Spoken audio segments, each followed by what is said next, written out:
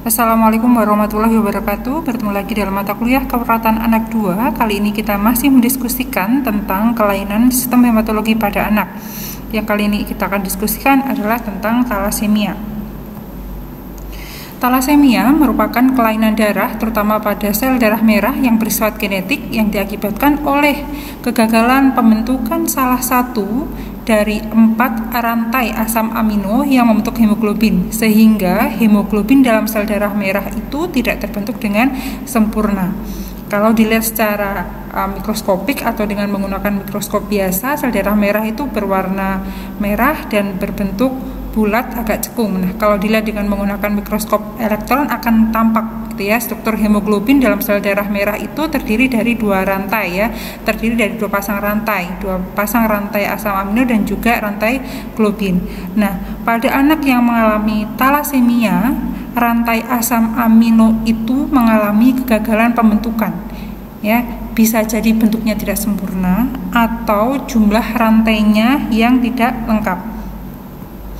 Ya, kita tahu bahwa hemoglobin ya merupakan jika dipecah terdiri dari hem dan juga globin ya, di mana hemoglobin ini secara umum merupakan protein yang kaya akan zat Fe atau zat besi yang berfungsi untuk mengangkut oksigen dari paru ke seluruh tubuh.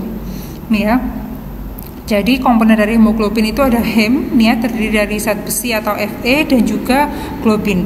Globin ini merupakan protein yang terdiri dari rantai polipeptida ya. Jadi hemoglobin ini secara struktur terdiri dari 2 pasang rantai alfa dan 2 pasang rantai beta. Ya, jadi ini adalah struktur normal dari hemoglobin.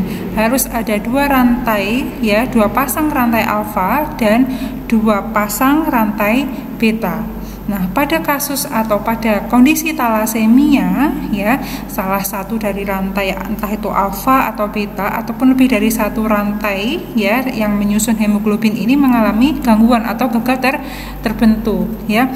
Sehingga akibatnya apa? Akibatnya adalah sel darah merah itu akan mudah rusak ya dan akan mudah mati, yang mana harusnya sel darah merah itu usia normalnya adalah 120 hari. Nah, pada anak yang mengalami talasemia sebelum berusia 120 hari, sel darah merahnya itu sudah lisis, sudah rusak, sehingga pada anak yang mengalami talasemia dia cenderung mudah mengalami anemia. Ya, saya rasa sudah jelas ya bahwa konsep talasemia adalah kelainan yang bersifat genetik yang terjadi pada sel darah merah akibat adanya kegagalan pembentukan rantai protein ataupun rantai globin ya pada hemoglobin atau pada sel darah merah. Nah, selanjutnya kenapa sih talasemia itu bisa terjadi? Nah, sebenarnya faktor penyebab utamanya belum diketahui, hanya saja ada beberapa faktor resiko kenapa talasemia itu dapat terjadi pada anak. Yang pertama ini adalah faktor penyebab utama pada talasemia adalah faktor genetik ya, atau penyakit genetik yang sifatnya diturunkan. Kemudian ketidakmampuan sumsum tulang belakang membentuk protein yang dibutuhkan untuk memproduksi hemoglobin sebagaimana mestinya. Ya, atau kalau kita ingat lagi bahwa dalam sumsum tulang belakang itu merupakan tempat reproduksinya stem cell atau sel induk ya, di mana sel induk ini nanti akan membelah lagi, akan pecah lagi menjadi sel darah merah, sel darah putih dan juga trombosit. Nah, ketika sumsum tulang tidak mampu membentuk protein yang dibutuhkan untuk memproduksi hemoglobin atau sel darah merah, maka salah satu efeknya adalah anak akan berisiko mengalami talasemia ya. Kemudian faktor risiko atau etiologi yang ketiga adalah ketidakseimbangan pembuatan salah satu dari keempat rantai asam amino yang membentuk hemoglobin ya. Jadi intinya permasalahan pada talasemia adalah adanya kegagalan dalam pembentukan rantai asam amino atau rantai globin pada sel darah merah. Oke, ini ya. Nah, pada anak mengalami talasemia, nah ini ya, anak normalnya yang mendapat sebelah gen globin beta dari ibu dan sebelah lagi dari ayahnya. Nah, pada anak yang mengalami talasemia, 2 gen yang diturunkan dari orang tua ini yang jika mengalami kelainan ya, maka anak berisiko mengalami talasemia. Nah, ini adalah contoh bagaimana pewarisan talasemia itu bisa terjadi dalam keluarga ya. Mungkin masih ingat pelajaran SMA tentang hukum Mendel ya, tentang autosomal resesif Ya, masih ingat ya, jika ini orang tua merupakan pembawa gen talasemia, ya, ayahnya adalah pembawa gen talasemia, menikah dengan atau ibunya ini adalah orang yang normal atau tidak membawa gen talasemia, maka kemungkinan anak yang dilahirkan bisa jadi akan membawa gen talasemia atau bisa juga normal. Ya, nah maksud dari contoh gambar di sini bukan berarti ketika salah satu orang tua membawa gen talasemia dan salah satu orang tuanya normal, kemudian ini ya misalkan anak pertama bisa lahir dengan membawa gen talasemia, anak kedua lahir normal, ya, atau tidak membawa gen talasemia, tidak seperti itu. Artinya pada kondisi orang tua yang seperti ini bisa jadi anak yang dilahirkan itu satu atau semuanya akan membawa gen talasemia, atau bisa jadi anak yang dilahirkan itu akan normal semuanya. Ya. Nah, ini saja jika kedua orang tua karier, maka kemungkinan anak yang dilahirkan ya bisa jadi akan mengalami talasemia, ya. Kemudian kemungkinan anaknya akan menjadi pembawa gen talasemia atau karier, atau mungkin saja anaknya adalah anak yang normal atau tidak membawa gen talasemia. Ya. Jadi ketika kedua orang tuanya karier, jadi misalkan ketika ada kasus kedua orang tuanya karier, ya, tapi kok anaknya normal semua, yaitu mungkin saja terjadi, ya, terkait dengan hukum Mendel. Nah, ini saja jika salah satu orang tuanya normal dan satu orang tuanya mengalami talasemia homozigot atau talasemia mayor, maka kemungkinan ya semua anaknya akan membawa sifat atau gen talasemia. Ya, begitu juga ketika orang tuanya mengalami talasemia homozigot, maka seluruh anaknya juga akan mengalami talasemia. Ya, jadi pewarisan gen talasemia ini sesuai dengan hukum Mendel ataupun autosomal resesif. Ya, nah selanjutnya klasifikasi talasemia. Ini ya klasifikasi talasemia berdasarkan kegagalan pembentukan rantai asam aminonya ada dua, ada talasemia alfa dan ada talasemia beta. Talasemia alfa ini berarti terdapat mutasi salah satu atau seluruh globin rantai alfa yang ada. Ya, harusnya pada orang yang normal ya rantai alfa itu terdiri dari dua pasang, ya, ada dua pasang rantai alfa. Nah, pada kondisi talasemia alfa bisa jadi yang pertama, ini ada kondisi silent carrier state. Ini adalah gangguan pada satu rantai globin alfa, satu rantai, bukan satu pasang, ya, satu rantai globin alfa. Nah, pada silent carrier state ini tidak timbul gejala atau hanya muncul sedikit kelainan, ya, berupa sel darah merah yang tampak lebih pucat atau sel darah merahnya hipokrom, ya. Nah, ini biasanya tidak perlu mendapatkan terapi khusus, ya. Kemudian yang kedua ada alpha thalassemia trait, ya, adalah gangguan pada dua rantai globin alfa, yang mana pada anak yang mengalami alpha thalassemia trait ini ya akan mengalami anemia ringan dengan sel darah merah yang hipokrom, warnanya tampak lebih pucat, dan juga sel darah merah yang mikrositer atau ukuran sel darah merahnya lebih kecil dibandingkan dengan ukuran sel darah merah yang normal. Nah, pada anak yang mengalami alpha thalassemia trait ini berpotensi atau dia akan menjadi karier, dia membawa gen thalassemia, ya. Kemudian selanjutnya ada HBH distis. Ini adalah gangguan pada tiga rantai globin alfa atau satu pasang rantai ditambah dengan satu rantai globin alfa, di mana penderita HBH distis ini dapat bervariasi tanda gejalanya, mulai tidak ada gejala sama sekali hingga anemia berat disertai dengan pembesaran limpa atau splenomegali, ya.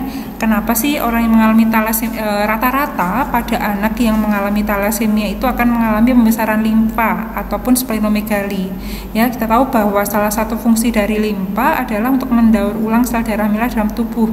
Nah, ini ya, pada anak yang mengalami talasemia, ya, di mana sel darah merahnya tadi sifatnya abnormal, bentuknya juga tidak normal, maka sel darah merah tadi kemudian sifatnya juga mudah rusak. Nah, sel darah merah tadi akan sulit untuk didaur ulang oleh limpa, ya, sehingga sel darah merah di dalam limpa itu kadarnya akan atau konsentrasinya akan meningkat, ya. Lama-kelamaan terjadi penumpukan sel darah merah yang rusak di limpa sehingga terjadi splenomegali ataupun pembesaran limpa, ya. Kemudian yang keempat ada alfa thalassemia mayor. Ini adalah gangguan pada 4 rantai globin alfa. Ini adalah kondisi paling berbahaya pada thalassemia tipe alfa, di mana pada anak yang mengalami alfa thalassemia mayor ini akan mengalami anemia, ya, karena tadi ya seperti yang saya sampaikan sebelumnya bahwa anak yang mengalami thalassemia itu sel darah merahnya bentuknya abnormal, ya. Kemudian dia juga mudah rapuh, mudah lisis, ya, sehingga sebelum 120 hari sel darah merahnya itu akan lisis, akan rusak, ya, sehingga tubuh akan kekurangan kadar sel darah merah yang normal sehingga anak mengalami anemia. Kemudian akan terjadi pembesaran limpa atau splenomegali dan juga bisa disertai hepatomegali atau pembesaran hepar. Nah, selain splenomegali, kenapa sih anak dengan thalassemia itu bisa mengalami hepatomegali? Nah, ini ya, kita kembali lagi ke fungsi dari hepar, bahwa hepar ini berfungsi untuk sintesis ferritin atau simpanan zat besi dan juga transferin atau protein pengikat besi. Nah, pada kasus thalassemia, ya, sel darah merahnya tadi mudah lisis, mudah rusak, ya, otomatis komponen-komponen ini juga akan salah satu daerah atau salah satu organ yang merupakan pembentuk sel darah merah tadi adalah hepar, maka Fe juga akan tertimbun di dalam hepar karena sel darah merahnya mudah lisis, ya. Sel darah mudah lisis, Fe-nya otomatis akan lama-kelamaan semakin banyak tertimbun di dalam hepar. Kemudian yang kedua ada thalassemia beta. Thalassemia beta ini terjadi jika terdapat mutasi pada 1 atau 2 rantai globin beta, ya. Ada beta thalassemia trait. Ini adalah thalassemia yang memiliki 1 gen normal dan 1 gen yang bermutasi, ya. Tanda-tandanya adalah anemia ringan ditandai dengan sel darah merah yang mikrositer atau ukuran sel darah merah yang lebih kecil dibandingkan dengan ukuran sel darah merah yang normal. Kemudian ada thalassemia intermedia, ya. Thalassemia intermedia ini adalah adanya kedua gen mengalami mutasi tapi masih bisa memproduksi sedikit rantai beta globin, ya, sehingga tanda-tandanya adalah terjadi anemia dan gejala sesuai dengan derajat mutasi gen. Lalu yang ketiga ada thalassemia beta mayor, ya, kedua gen mengalami mutasi sehingga tidak dapat memproduksi rantai beta globin sehingga anak mengalami anemia berat, ya.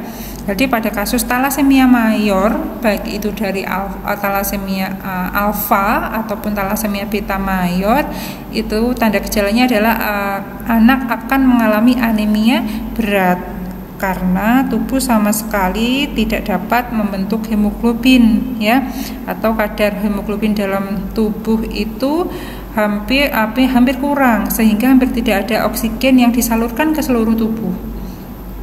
Nah, kekurangan oksigen dalam tubuh menyebabkan terjadinya hipoksia, ya, hipoksia jaringan, sehingga akibatnya adalah bisa menimbulkan gagal jantung, ya, bahkan sampai kematian, ya, di mana anak thalassemia mayor ini memerlukan transfusi darah rutin dan perawatan medis demi kelangsungan hidupnya.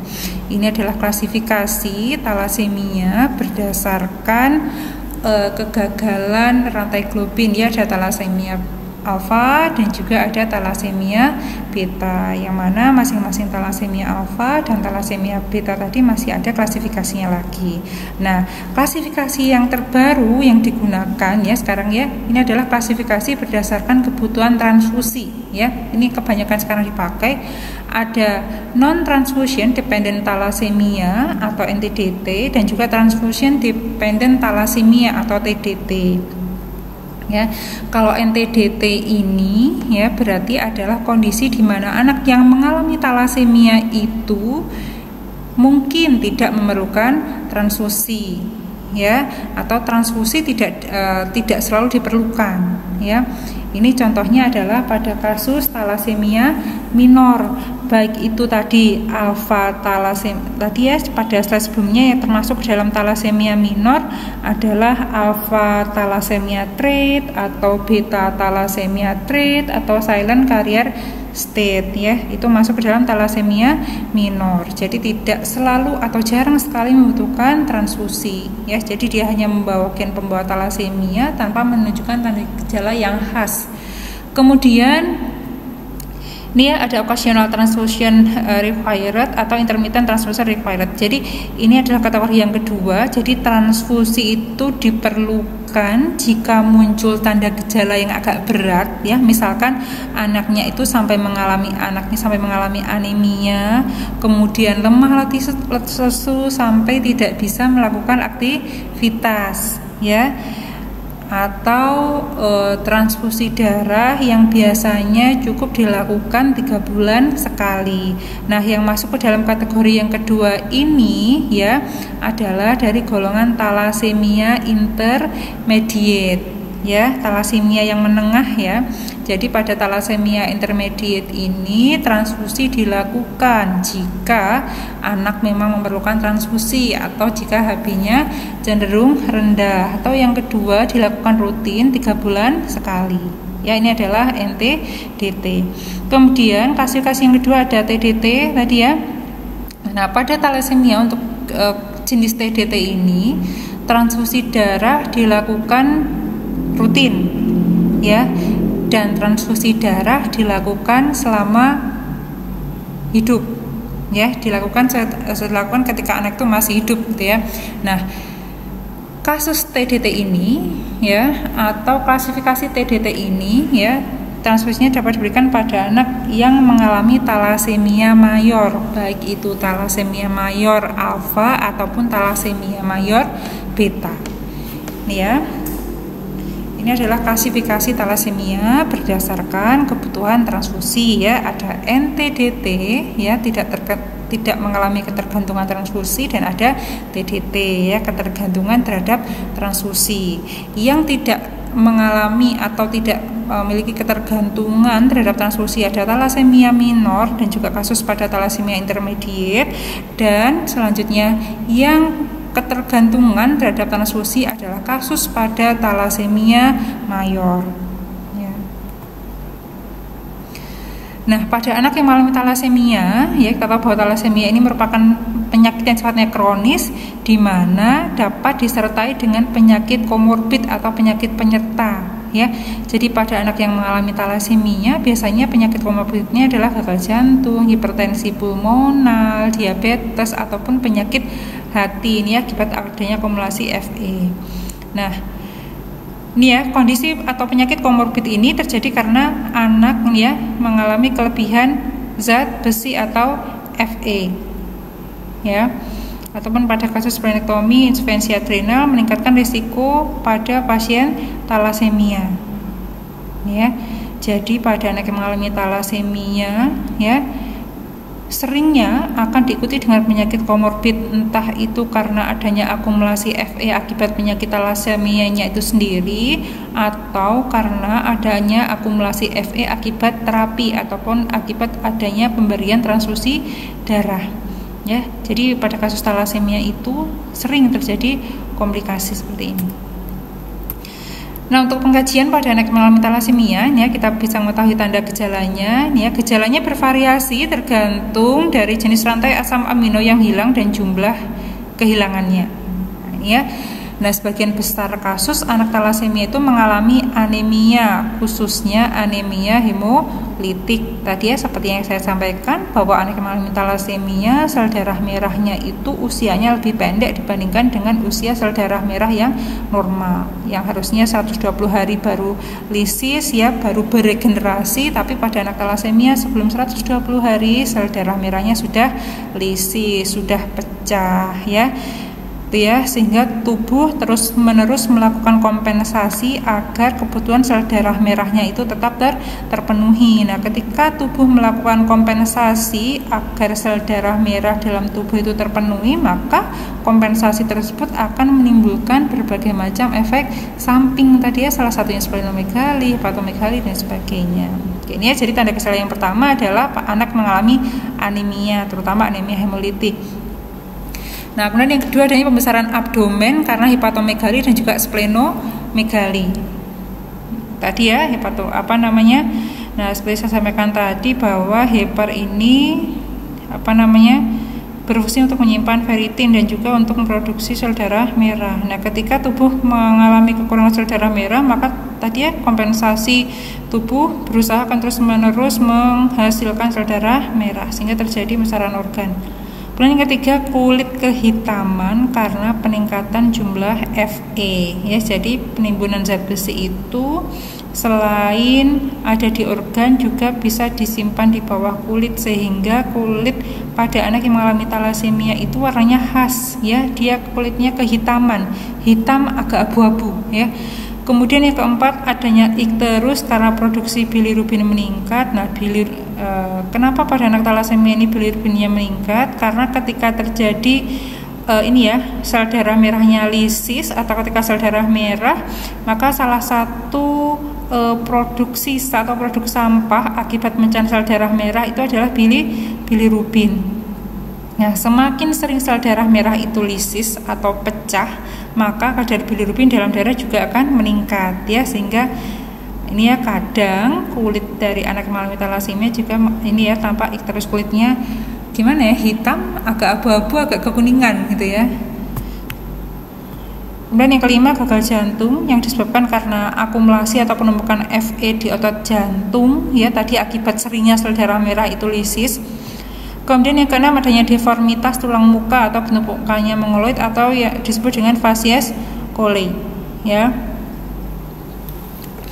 Nah, ini ya, kenapa wajah pada anak yang mengalami talasemia itu sifatnya khas ya. Ini kalau kita lihat tulang dahinya menonjol, kemudian tulang pipinya biasanya agak melebar. Ini terjadi karena pipi ini merupakan salah satu tulang yang berbentuk pipih ya, dimana tulang pipih itu salah satu fungsinya adalah memproduksi sel darah merah ya.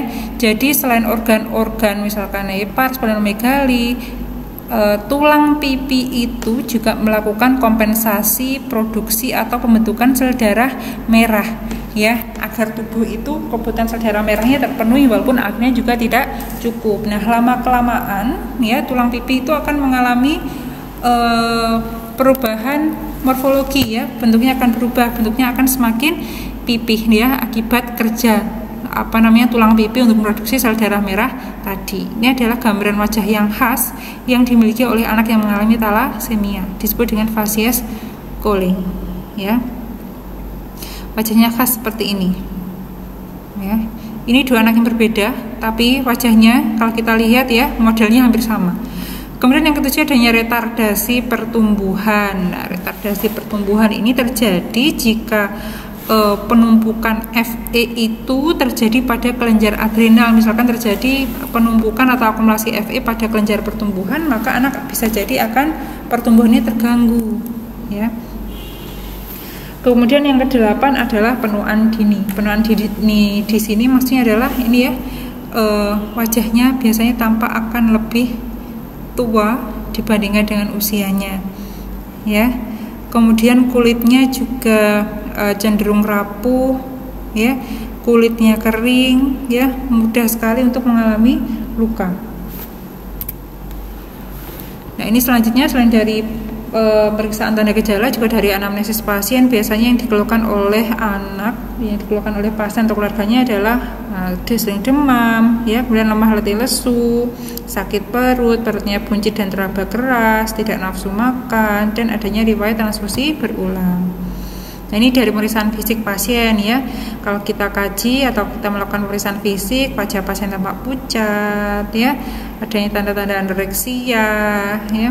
Kemudian adanya hepatomegali. Tadi ya, kalau dengan melakukan pemeriksaan, hepar akan teraba besar 4 jari di bawah arcus costae, dan ketika diperkusi akan terdengar peka.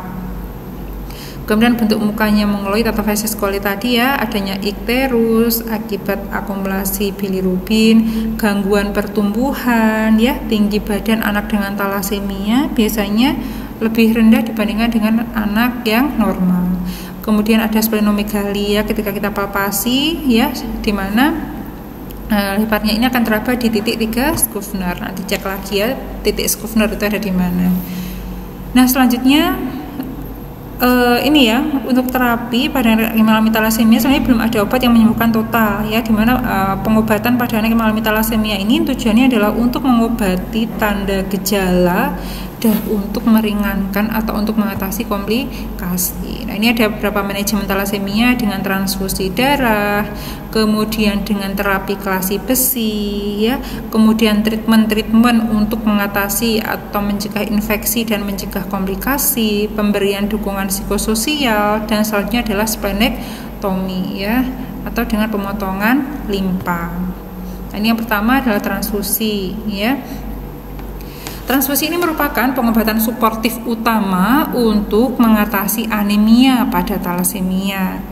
Ya, kita tahu bahwa prinsip dasarnya pada anak yang mengalami talasemia adalah sel darah merahnya itu mudah lisis, mudah rusak, ya, sehingga tubuh cenderung mengalami kekurangan sel darah merah. Jadi pengobatan suportif utama dan pertama yang diberikan adalah dengan pemberian transfusi sel darah merah atau dalam bentuk PRC, red cell.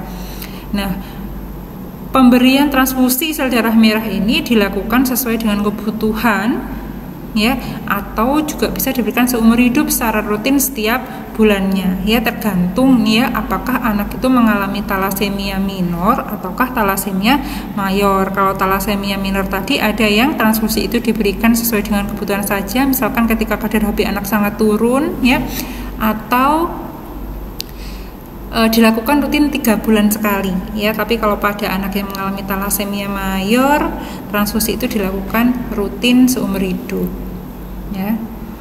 Nah, ini transfusi juga diberikan karena umumnya kadar hemoglobin pasien talasemia itu akan turun 1 gram atau 1 mg per dl tiap minggunya. Nah, ini efek samping dari transfusi adalah mungkin penularan infeksi, tapi jarang. Yang paling sering ya, efek samping dari pemberian transfusi sel darah merah adalah penimbunan besi atau penimbunan zat besi atau Fe. Ya, nah, transfusi sel darah merah ini, transfusi PRC ini diberikan apabila kadar HB-nya kurang dari 8 gram per dl. Ada yang mengatakan kurang dari 8 gram atau ada yang mengatakan kurang dari 6 gram per dl. Ya. Nah, namun baiknya transfusi itu diberikan ketika kadar HB kurang dari 8 gram per dl untuk mencegah kerja dari limpa atau spleen ya, untuk melakukan kompensasi produksi sel darah merah. Karena kalau spleen atau limpanya berusaha terus-menerus mengkompensasi bentukan sel darah merah, nanti akan semakin memperbesar ukuran organ limpa ataupun spleen ya, sehingga ketika spleen atau limpa itu ukurannya membesar, dia akan rentan mengalami trauma dan perdarahan ya. Nah, kemudian transfusi darah ini diusahakan kadar HB-nya agar kadar HB pasien di atas atau lebih dari 10 gram per dl, namun dianjurkan tidak melebihi 15 gram per dl dengan tujuan agar suplai oksigen ke jaringan cukup dan untuk mengurangi hemopoiesis atau pembentukan sel darah merah yang berlebihan dalam sumsum tulang dan mengurangi absorpsi zat besi dari saluran pencernaan. Nah, ini ada dampak transfusi berulang pada talasemia ini ya. Kita tahu bahwa transfusi darah ini merupakan pengobatan suportif utama yang dipilih pada kasus talasemia pada anak ya. Namun transfusi darah itu sendiri juga efek sampingnya juga tidak ringan gitu ya. Adanya akumulasi dan penimbunan zat besi di jaringan ya, entah itu di hati ya. Jadi kalau ditransfusi atau anak ditransfusi darah merah, maka efek sampingnya adalah zat besi dari transfusi darah tadi akan bisa tertimbun di berbagai macam organ. Kalau di hati bisa sampai menyebabkan karsino hepatoseluler. Kalau zat besinya terakumulasi atau tertumpuk di jantung, bisa menyebabkan gagal jantung akibat kontraktilitas jantung yang berkurang. Kalau di pankreas bisa menyebabkan diabetes mellitus. Kalau di kelenjar adrenal ini ya dapat menyebabkan gangguan tumbuh kembang, ya, perawakannya pendek, infertilitas dan sebagainya. Nah, kasus-kasus seperti ini adalah penyebab mortalitas dan morbiditas pada pasien talasemia, ya. Oke. Nah, kalau dikatakan transfusi sel darah merah itu merupakan pengobatan suportif utama, tapi efek sampingnya juga tidak ringan, lalu kira-kira usaha apa yang digunakan agar memperingan atau mengurangi efek samping dari pemberian transfusi? Nah, untuk mengurangi penimbunan zat besi akibat pemberian transfusi darah dapat dilakukan dengan terapi kelasi besi, ya. Ini contoh obat yang sering digunakan ada deferoxamin, deferipron, dan deferasirok. Nah, di mana pemberian obat ini pada usia 3 tahun yang melalui infus subkutan dan dapat juga diberikan secara oral. Nah, ini contoh-contoh obatnya, ya, tidak perlu saya sampaikan.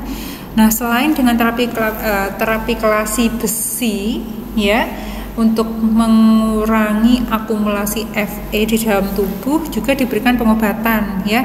Ini atau vitamin, ya, lebih tepatnya, ya, dengan pemberian asam folat, kemudian dengan pemberian vitamin E, di mana pemberian vitamin E ini tujuannya adalah untuk memperpanjang umur sel darah merah, atau dengan pemberian vitamin C 100-250 mg per hari yang tujuannya adalah untuk meningkatkan ekskresi besi, ya, jadi untuk meningkatkan pengeluaran zat besi, yang mana pemberian vitamin C ini biasanya hanya diberikan pada saat terapi kelasi besi saja. Ini selanjutnya adalah splenektomi, ya. Splenektomi ini tujuannya adalah untuk mengurangi transfusi atau ini, ya, jadi limpahnya dipotong, splennya dipotong, dan 2 minggu sebelum atau sudah pemberian tindakan splenektomi maka diperlukan vaksinasi dari Streptococcus pneumoniae, human influenza, dan juga meningococcus, ya. Tapi splenektomi ini merupakan pilihan terakhir, ya, pilihan terakhir pada kasus talasemia. Atau ini juga ada pilihan terapi definitif, ya, tapi ini masih jarang dilakukan di Indonesia. Yang terakhir, ya, kalau ini sudah ada pun marotransplant atau transplantasi sumsum tulang belakang, ya, jadi adalah mengganti sumsum tulang belakang dari donor, ya, walaupun ini masih sulit dilakukan di Indonesia tapi sudah ada.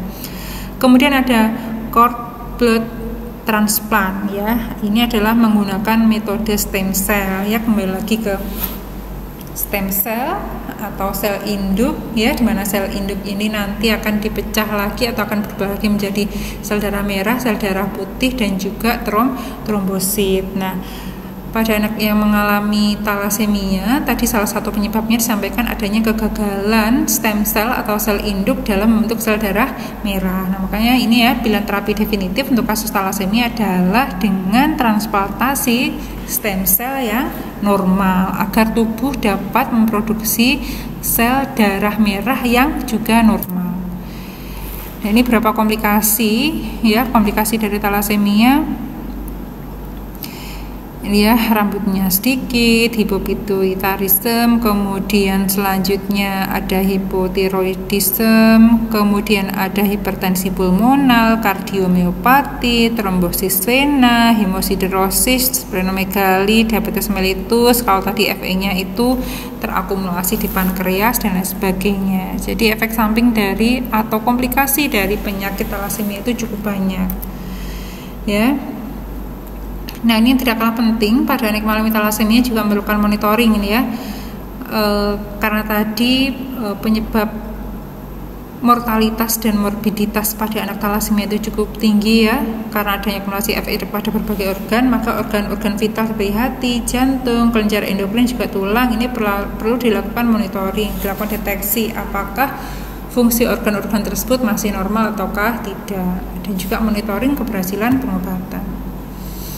Dan ini selanjutnya ada langkah-langkah pencegahan talasemia, ya. Yang pertama adalah screening oleh WHO penduduk di negara tinggi frekuensi talasemia, kemudian pasangan dengan risiko tinggi memiliki anak dengan talasemia ataupun keluarga risiko tinggi ya, atau ada keluarga sudah memiliki anak talasemia yang diketahui membawa sifat talasemia. Ini adalah 3 kelompok sasaran screening talasemia.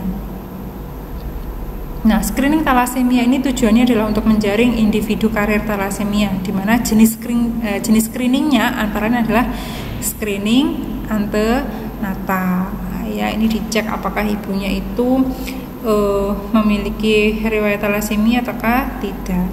Kemudian screening prakonsepsi ya, screening massal atau screening pramarital, ini yang penting ya. Jadi sebelum, kalau ini di luar negeri sudah diterapkan ya, jadi sebelum menikah itu dicek dulu apakah pasangan atau calon suami dan ataupun calon istrinya itu mereka membawa sifat gen talasemia ataukah tidak, apakah mereka mengalami talasemia ataukah tidak. Nah, idealnya kalau misal ada calon suami dan calon istri yang sama-sama misalkan membawa gen talasemia, sebaiknya untuk menghindari pernikahan tadi agar tidak sampai memiliki anak yang mungkin bisa mengalami talasemia ataupun membawa karya talasemia. Jadi tujuannya screening pramarital ini adalah untuk memutus rantai generasi talasemia ya.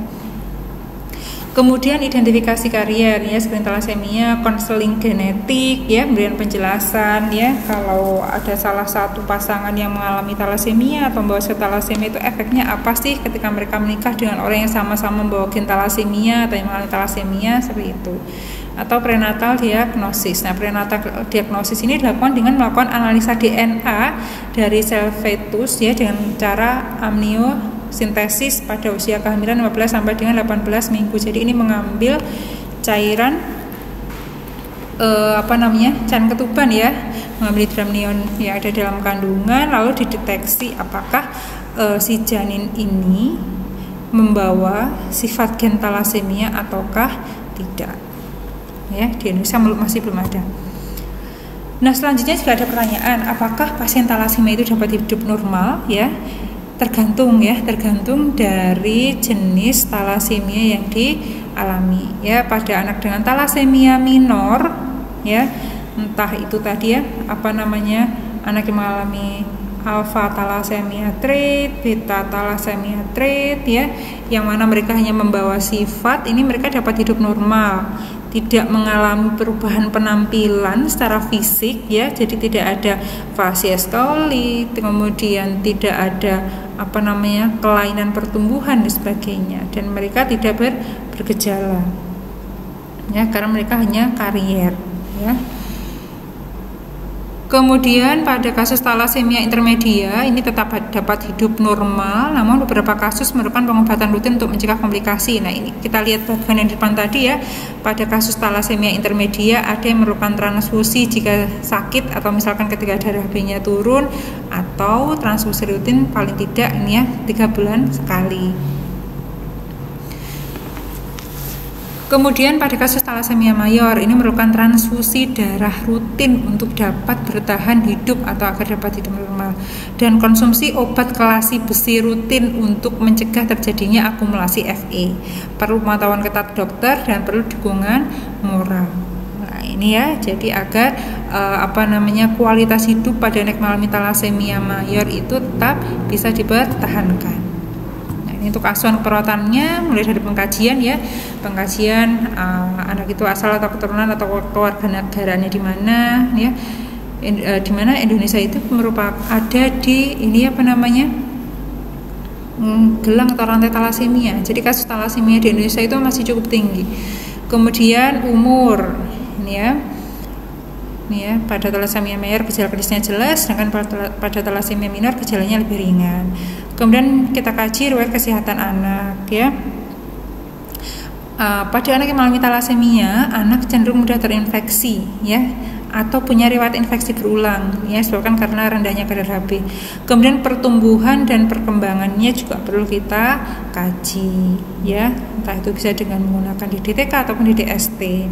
Nah, pada anak yang mengalami talasemia, mereka memiliki kecenderungan gangguan tumbuh kembang sejak anak masih bayi ya.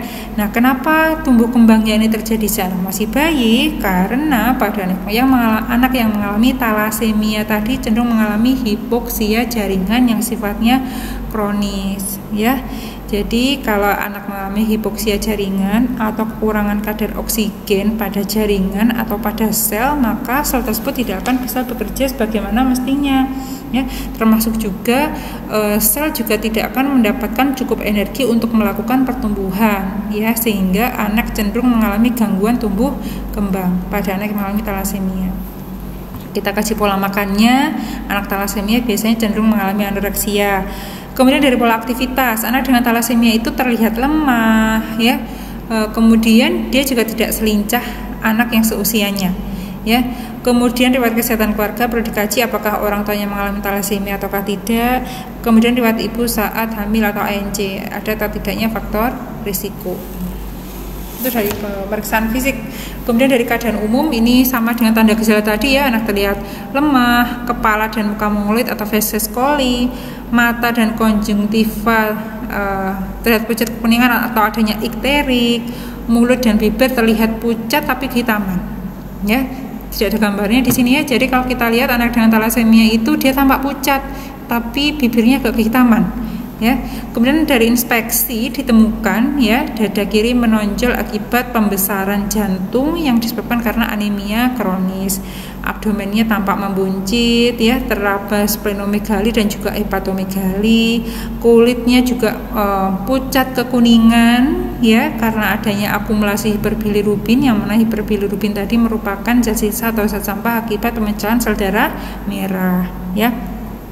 Nah, pada anak dengan talasemia mayor atau jika anak sering mendapatkan transfusi, maka warna kulitnya itu akan menjadi kelabu, ya, benar kelabu, ya, jadi abu-abu pekat gitu, ya.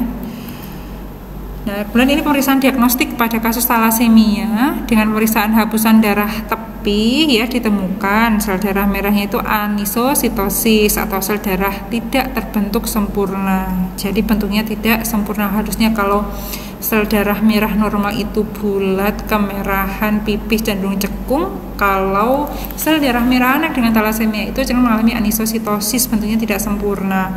Kemudian hipokrom, warna sel darah merahnya cenderung lebih pucat, ya. Kemudian poikilositosis, bentuk sel darah merahnya tidak normal. Kemudian kadar Fe dalam serumnya juga tinggi. Dan dari pemeriksaan darah lengkap, ya, ditemukan kadar Hb yang cenderung rendah atau biasanya kurang dari 6 mg/dl. Nah, ini penata laksananya tadi, ya, sudah ada di depan. Sebenarnya manajemen talasemia tadi mulai dari transfusi darah, terapi kelasi besi, splenektomi, ya. Nah, ini penata laksananya dibagi menjadi dua, ya, perawatan umum dan juga perawatan khusus. Perawatan umum ini tujuannya adalah untuk memenuhi kebutuhan nutrisi dan juga gizi. Sedangkan untuk perawatan khususnya transfusi darah, ya, dilakukan transfusi darah bila Hb-nya kurang dari 6 mg/dl. Namun amannya transfusi darah itu diberikan jika Hb-nya itu kurang dari 8 mg/dl. Kemudian splenektomi, ya, dilakukan jika limpa terlalu besar dan berisiko trauma serta perdarahan. Nah, ini selanjutnya bisa disarankan pada anak yang mengalami talasemia adalah konsumsi teh, ya, untuk mengurangi absorpsi zat besi. Salah ketik, ya. Kemudian ada transplantasi sumsum tulang atau bone marrow tadi, ya, dengan syarat jika anaknya itu berusia lebih dari 16 tahun. Nah, ada banyak diagnosa keperawatan yang bisa ditegakkan pada anak yang mengalami talasemia. Ini hanya saya cantumkan satu diagnosa keperawatan saja, ya, dari gangguan perfusi jaringan berhubungan dengan penurunan oksigenasi sel ditandai dengan pasien mengatakan kepala terasa pusing, warna kulit pucat, bibir tampak kering, sklera iterik dan ekstremitas dingin. Ya, tujuan tindakan keperawatan pada diagnosa ini adalah gangguan perfusi jaringan teratasi, ya, dengan kriteria hasil TTV, ya, TTV normal, kemudian ekstremitas hangat, ya, tergantung dari DS dan DO yang kita temukan. Intervensinya adalah observasi intake dan output cairan, observasi TTV, beri minum pasien sedikit demi sedikit, dan teruskan terapi parenteral sesuai dengan instruksi dokter, ya. Jika Hb-nya kurang dari 6 atau kurang dari 8 gram/dl berarti harus dilakukan transfusi, ya. Cukup sekian untuk materi talasemia kali ini ya. Jangan lupa untuk dipelajari ya. Selain mempelajari materi yang saya berikan, boleh browsing ataupun mencari materi tentang talasemia yang lainnya. Nah, kemudian nanti kita diskusikan di grup ya. Oke, kurang lebihnya penyampaian dari materi yang saya sampaikan tadi, saya mohon maaf ya. Selamat siang. Assalamualaikum warahmatullahi wabarakatuh.